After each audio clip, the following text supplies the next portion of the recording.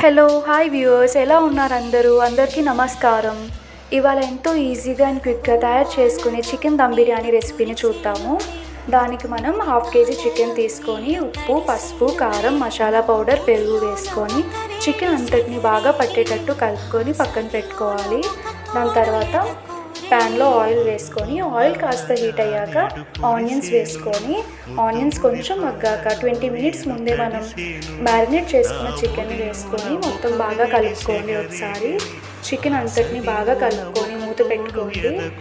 ఈ మధ్యలో కొత్తిమీర, పుదీనా కొంచెం చికెన్ మగ్గాక వేసుకొని కలిపేసుకొని మొత్తం ఈ చికెన్ ఇలానే ఫ్రై చేసుకోవాలి. మనం దీనికి మేము ఒక పావు బియ్యం తీసుకున్నాము. బియ్యం కూడా ఒక 15 minutes ముందే నానబెట్టుకోవాలి.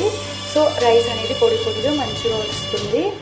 దీనికి కూడా రైస్ నానబెట్టుకున్నాక ప్యాన్ తీసుకొని ఆయిల్ హీట్ అయ్యాక బిర్యానీ దినుసులు వేసుకొని ఆనియన్స్, అల్లం వెల్లుల్లి పేస్ట్ వేసుకొని బ్రౌనిష్ కలర్ వచ్చేంత వరకు కొంచెం వేపుకోండి. కొంచెం వేగాక 4 పచ్చిమిర్చి వేసుకొని కలుపుకోండి మొత్తం. దీనికి ఒక టొమాటో కూడా కట్ చేసుకొని ఒక టొమాటో కూడా వేసుకొని మొత్తం కలిపేసుకున్నాక తగినంత ఉప్పు వేసుకొని కలుపుకోండి. ఇది మొత్తం బాగా మగ్గిపోయిన తర్వాత కొంచెం మసాలా పౌడర్, కొత్తిమీర వేసుకొని ఫ్రై అయ్యాక మనం నానబెట్టుకున్న బియ్యాన్ని వేసేసుకోవాలి. బియ్యాన్ని అంతటిని బాగా కలుపుకోవాలి. ఒక పావు బియ్యంకి 2 glasses ఆఫ్ వాటర్ సరిపోతుంది.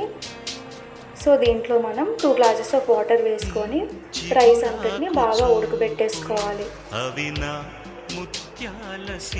సో చికెన్ కూడా మనకి ఫ్రై అయిపోయింది చాలా బాగా.